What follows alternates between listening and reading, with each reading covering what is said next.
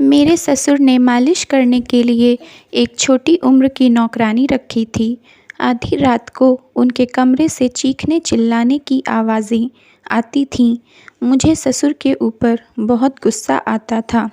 एक दिन मैं उनके कमरे में छिप गई। मेरे होश उड़ गए क्योंकि आधी रात होते ही मेरे ससुर ने नौकरानी के साथ। जब से मैं शादी होकर आई थी, मेरी ससुराल में सब लोग मुझे पलकों पर बैठा कर रखते थे, सिवाय मेरे पति के। मेरे पति मुझसे कभी नहीं बोलते थे। अगर मैं कभी कुछ कहती तो मेरी बातों को अनसुना करके कोई जवाब नहीं देते थे। मैं बहुत ज़्यादा बोलती थी, इसलिए मेरा ज़्यादातर समय मेरी सास के साथ बीतता था। मैं उनके साथ बैठकर घंटों बातें करती रहती थी। कुछ दिनों बाद मुझे अपने पति का बेरुखा व्यवहार परेशान करने लगा और मैं कुछ दिनों के लिए अपने मायके आ गई। मेरे मायके में सिर्फ मेरी माँ और दादी थीं। मेरी माँ तो काम करने चली जाती थी, इसलिए मेरी परवरिश मेरी दादी ने किया था। मेरी दादी मुझे बहुत प्यार करती थीं। मैं उनसे अपने दिल की सारी बातें कह देती थी। मेरी दादी मेरी बातों को समझकर मुझे समझाती थीं। मेरी दादी की वजह से ही मेरी शादी इतनी जल्दी हो गई थी। मैं 19 साल की हो गई थी। मेरी दादी ने मम्मी से कहा कि इसका ब्याह कर दे, कब तक इसे कुंवारी बैठा कर रखेगी।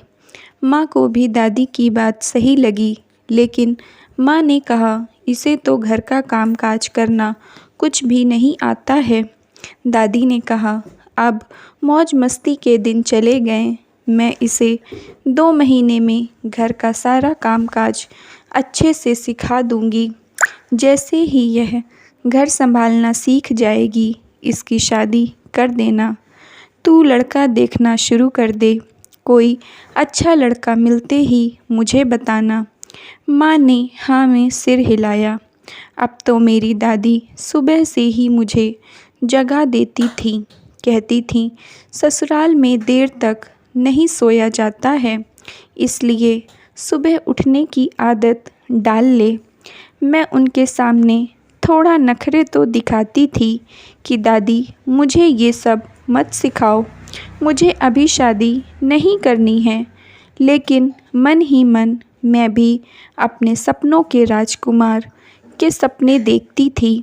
दादी ने बताया था कि लड़की को घर चलाना ज़रूर आना चाहिए, तभी वह शादी के बाद अपनी गृहस्थी बसा सकती है। इसलिए मैं पूरी मेहनत लगन से घर के सभी कामकाज सीख रही थी। मैं नहीं चाहती थी कि शादी के बाद मेरी ज़िंदगी में कोई समस्या आए।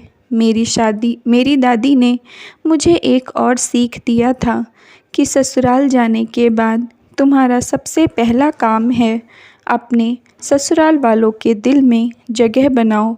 अगर तुम सबकी प्यारी बन गई तो कभी तुमसे कोई गलती होने पर भी तुम्हें माफ़ कर दिया जाएगा और कोई परेशानी नहीं होगी। अपनी दादी की कही हुई सारी बातों पर मैंने अमल किया था। मैंने अपने ससुराल में सबके दिल में अपनी जगह बना लिया था, लेकिन मैं अपने पति के दिल में जगह नहीं बना पाई थी। मैंने मायके आकर दादी को यह बात बताई कि मेरे पति तो कभी मुझसे बात नहीं करते हैं, हर समय मुझसे दूर दूर रहते हैं। मैं उनके दिल में कैसे अपनी जगह बनाऊं? मैंने बहुत कोशिशें करके देख लिया है, लेकिन कोई रास्ता नहीं निकला। मेरी दादी ने कहा बेटी, तू अपने पति का खाने पीने का ध्यान रखा कर, उसकी ज़रूरतों का ध्यान रखा कर। उसे कब क्या चाहिए उसके पास बैठकर 2 बातें करके उसकी भावनाओं को समझने की कोशिश किया कर। वह तुझसे क्या चाहता है वही काम किया कर। दादी की बात मुझे समझ में आ गई। मैंने एक भी दिन मायके में नहीं गंवाया। मैं तुरंत अपनी ससुराल चली गई। इस बार मैंने अपने पति की छोटी छोटी ज़रूरतों का ख्याल रखना शुरू कर दिया था। उसकी पसंद नापसंद का ख्याल रखती थी, खाना भी उसकी पसंद का ही बनाती थी। फिर भी वह मुझसे नाराज़ रहते थे और कहते थे यह सब दिखावा करने की ज़रूरत नहीं है। मैं तो बहुत परेशान हो गई। आखिर मेरी गलती क्या है? क्यों मुझे मेरे पति इस तरह अनदेखा करते हैं?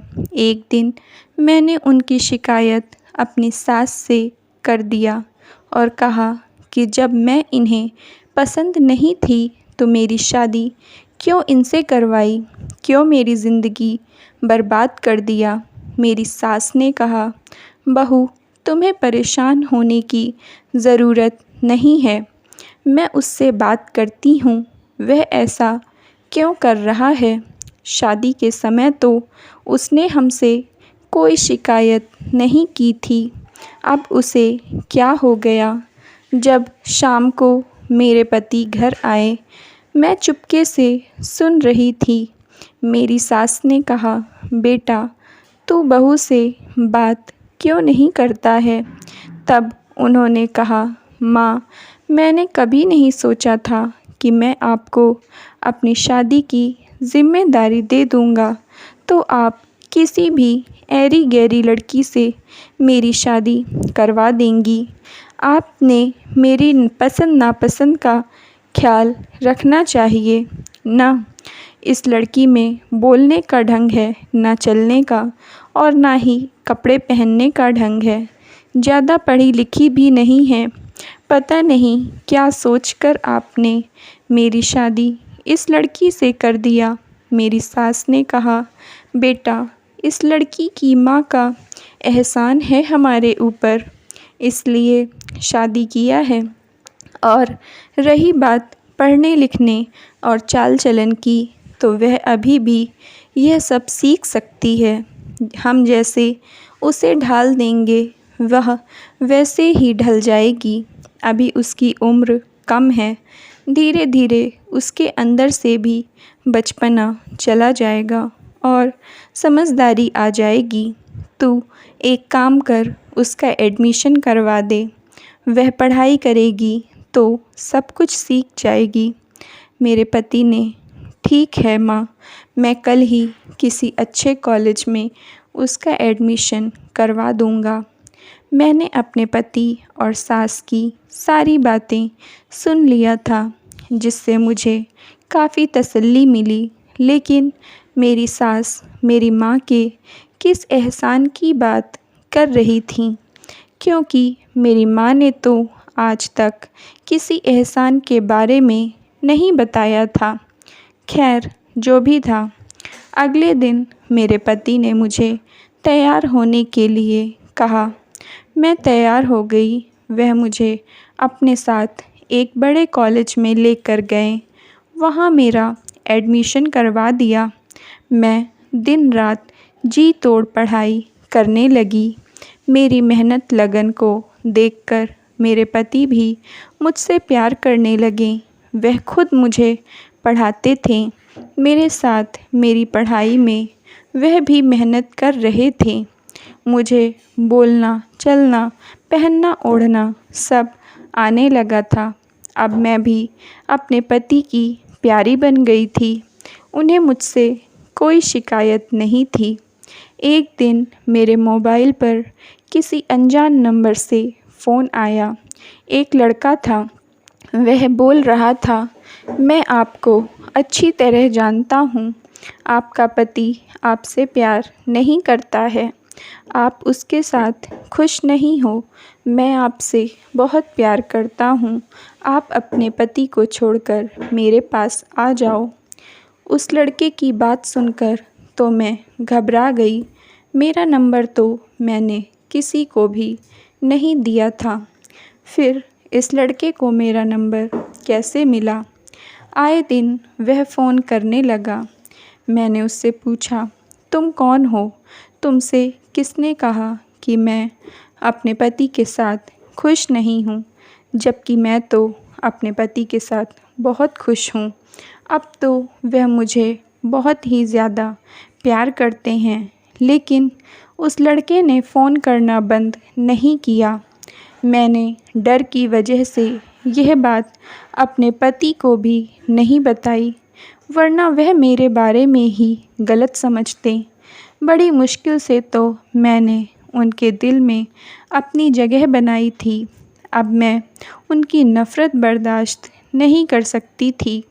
एक दिन सुबह मैं बाथरूम में नहा रही थी। उसके बाद जब मैं बाहर आई तो मेरे पति ने कहा, तुम्हारे मोबाइल में किसी लड़के का फ़ोन आया था।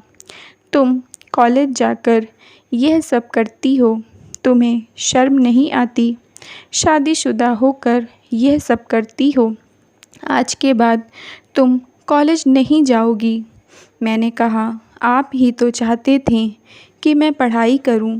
अब जबकि मेरे पेपर का समय आ गया, मैंने इतनी मेहनत किया है, तो आप मुझे कॉलेज जाने नहीं दे रहे हो। मुझे पेपर देना ही है। मैंने ज़बरदस्ती कॉलेज जाकर अपने सारे पेपर दिए।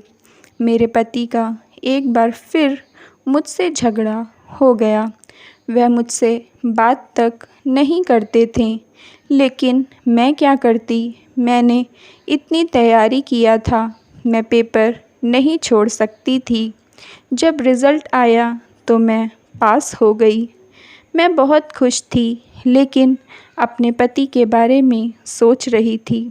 काश वह भी मेरे साथ मेरी खुशियाँ बाँटते। तभी मैं हैरान रह गई। मेरे पति खुशी से झूमते हुए मिठाई लेकर मेरे पास आए। वह बोले, आज तुमने मुझे खुश कर दिया है, तुम जो चाहो मांगो।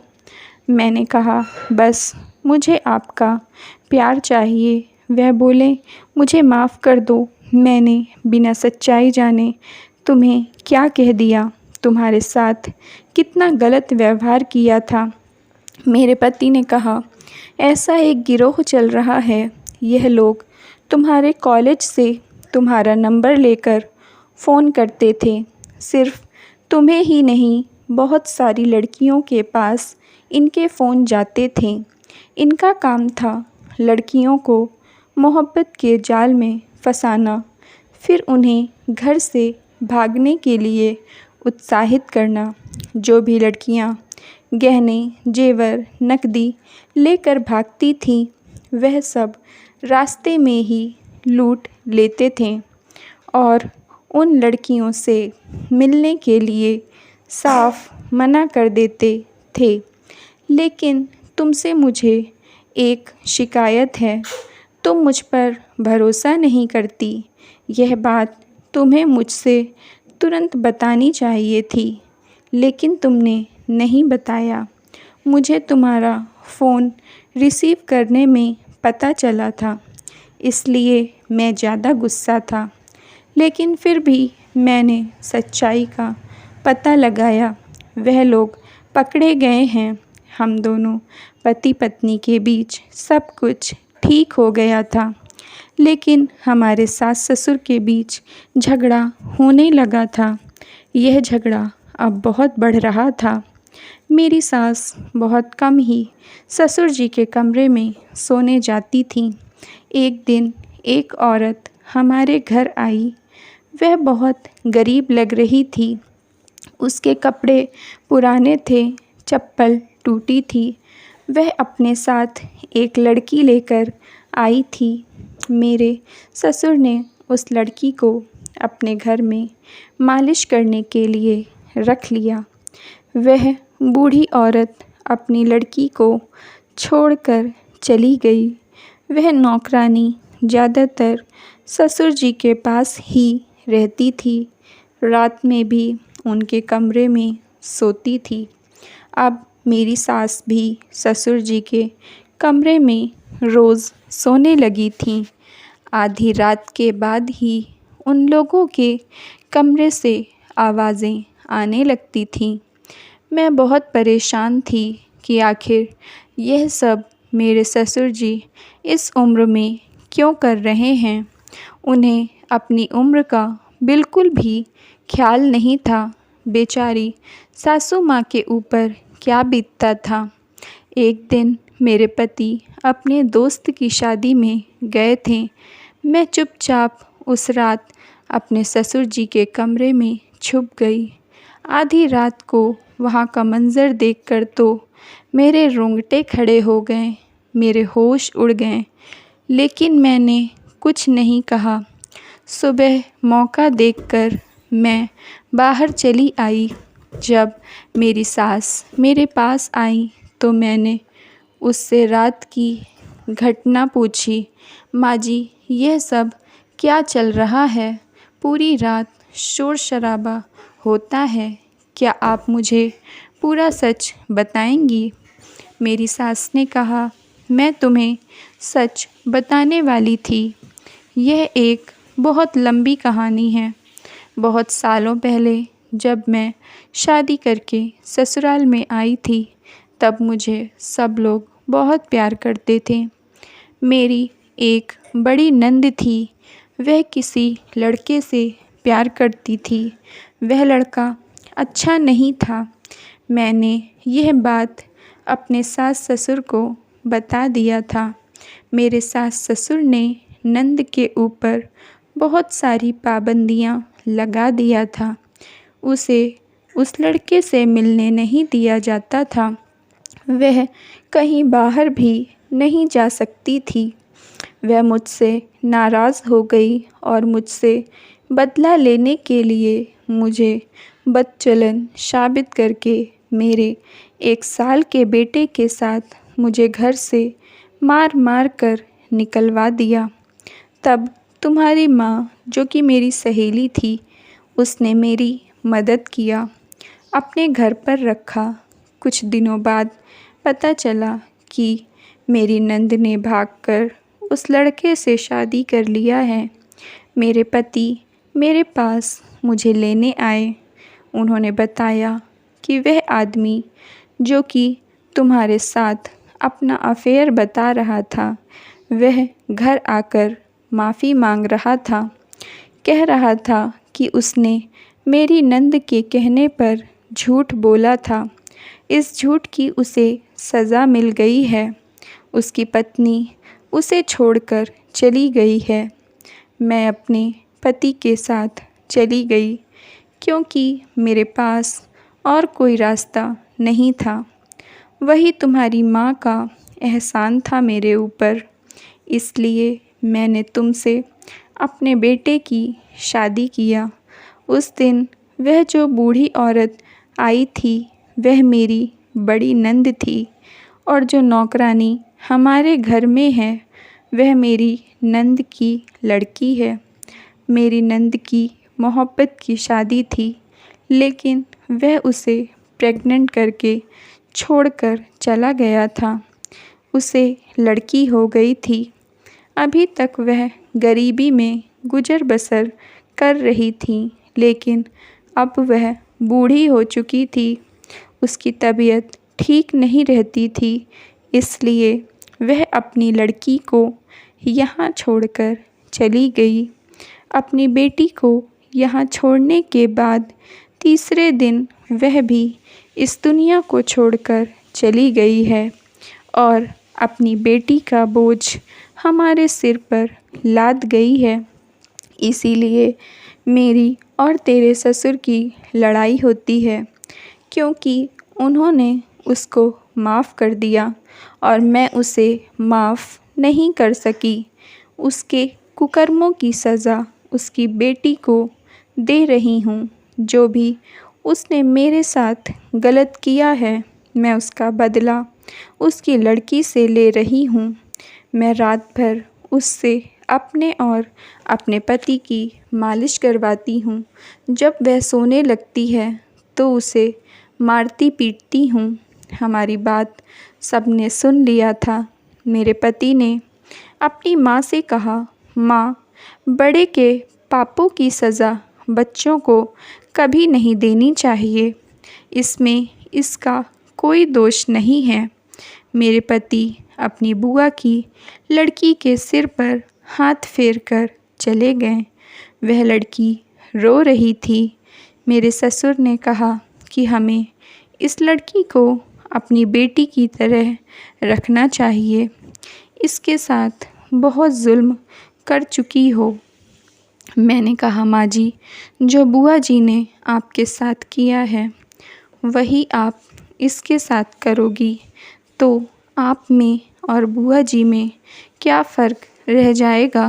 मेरी सास ने आज उस मासूम लड़की को अपने गले लगा लिया और कहा कि आज से तू मेरी बेटी है। हम सब साथ साथ खुशी से रहने लगे। हमें गलत के साथ गलत नहीं करना चाहिए। अगर गलती माफ़ी के काबिल है तो हमें उसे माफ़ कर देना चाहिए। Thank you friends. अगर आप लोगों को स्टोरी पसंद आई है तो प्लीज़ लाइक कर दीजिए और चैनल को सब्सक्राइब कर लीजिए।